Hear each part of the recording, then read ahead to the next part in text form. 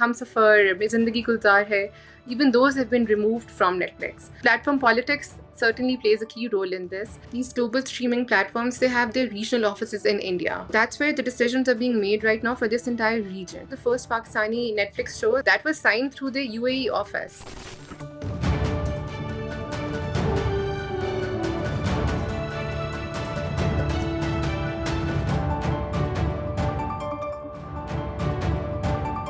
Maham Sajid is an author and a global cultures expert. She recently wrote an article in the Friday Times where she argued that Netflix's decision to keep Pakistani content off its platform is a political one. She's joining us today from Nathia Gali and we'll talk to her about her article and we'll also ask her that is Netflix's decision to keep Pakistani content off its platform a political and a deliberate one. Thank you for joining us. Maham, if you can start with the latest on Pakistan's first ever Netflix original. When you wrote your article in the Friday Times a few weeks ago, you had mentioned that the production is complete and apparently it's facing some delays. Do you have any information on that? So the delay of Pakistan's first Netflix original became a useful case study for me to look at the bigger problem here, because there is no comment on it by the Netflix team. And if you speak to the cast and crew members also, they are under contract not to comment on it. But I found a few clips here and there online, because the production from our side is complete, the post-production is complete, but there has been no official release date. So I was just trying to understand what that says about the bigger structural problem here. What could that be? So there are a couple of issues. Politics is certainly one, because when I was doing my research, I discovered that even the old Pakistani television shows that were once available on Netflix, like Hum Safar, Mein Zindagi Gulzar Hai, even those have been removed from Netflix. So what does that say about the regional power structure of Netflix official office, headquarter office in India? So that platform politics certainly plays a key role in this. We all know the kind of turn Bollywood has taken. Indian film industry is the kind of cinema they're producing right now. So we know where their politics lies. We know the kind of affiliations they have. We know how power is controlled there. So that is affecting how Pakistani content goes through Netflix, which is, as you can see, there is no content. And even this show, the first Pakistani Netflix show, that was signed through the UAE office. So even that's an interesting contradiction when you look at it, because the kind of cinema or television shows that we are producing in this language, in this Urdu, Hindi language, Netflix India, Netflix's head office there has the authority to sign off on those projects.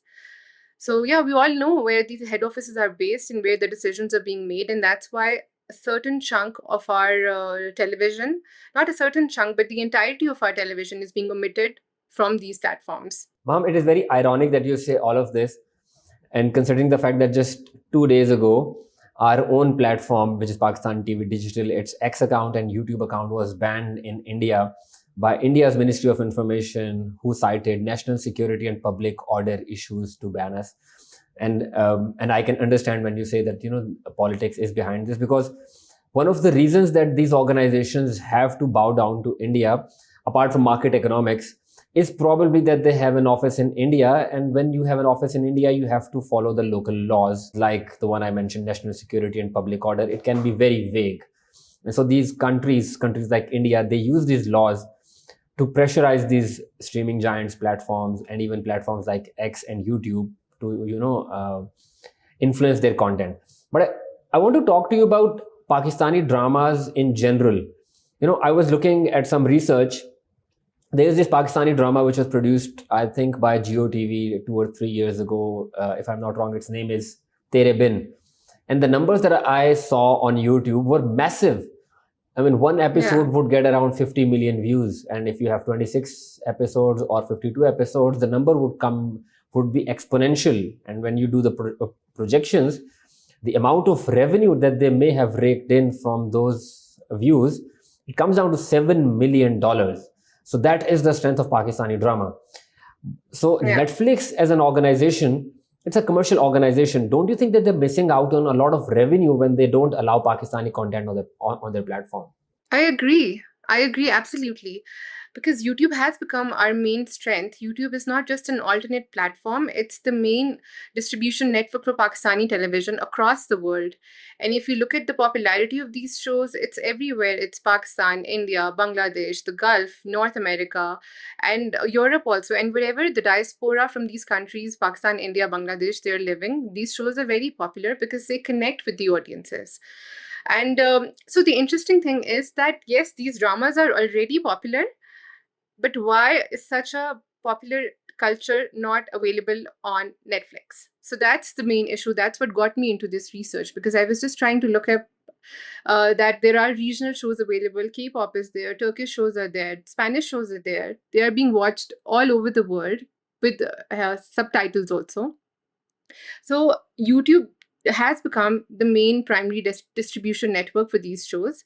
And the question is that if there is such a popular television culture uh, coming from Pakistan, why is it not available on Netflix when Netflix claims to be the global streaming platform? When Netflix claims to represent the global culture, why is Pakistani television not available on Netflix? Okay, so you also mentioned that there were some Pakistani dramas who were that were available on Netflix, but they're not available now. What happened there? Yeah.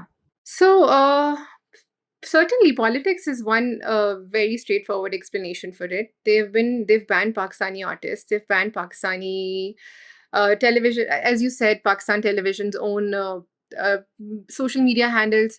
So they're trying to create a vacuum of where they curate what kind of information comes in, what kind of content people have available to them. If you look at the kind of cinema they're producing right now, that says a lot about where their priorities are and the kind of narratives that they want to put forth.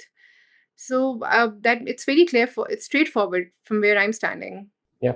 Um, there's this trend of, I've seen a lot of reels on Instagram from India essentially, where Indian content creators, they are filming their mothers speaking in Urdu, which essentially Hmm. shows the influence that Pakistani dramas have had across the border. So, what do you say to that? Hmm.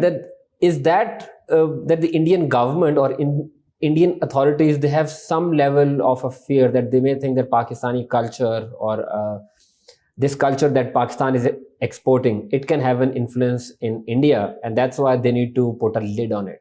Yeah, certainly. If you Our dramas have a certain emotional realism, they connect with the audiences all over the world. The the storytelling, the character-based narratives that we have, it's a short format, so they connect with the audiences. And when you're given the right to choose what kind of entertainment you want for yourself, uh, people would certainly opt for something that they connect with more. And of course, Indian government is paranoid. Of course, they're trying to control the narrative. They're trying to manipulate what they teach in schools, what kind of films are shown. So certainly there is a paranoia there, and So, they want to contain Pakistani culture, Pakistani celebrities to a margin, which they have. if I can talk to you about the recent initiatives of the government. So, for example, Punjab government has come up with a film city project. They're building a film city, and Pakistani federal government, they've also said that they're in talks with Netflix and Amazon Prime to strike a partnership. Do you think that this initial conversation can bear any fruits? Certainly, certainly, this is the kind of initiative we needed. Our conversation, our government, or the people who are responsible for making these cultural productions, they had to have a direct conversation with these global streaming platforms for our culture to get that kind of leverage that it deserved.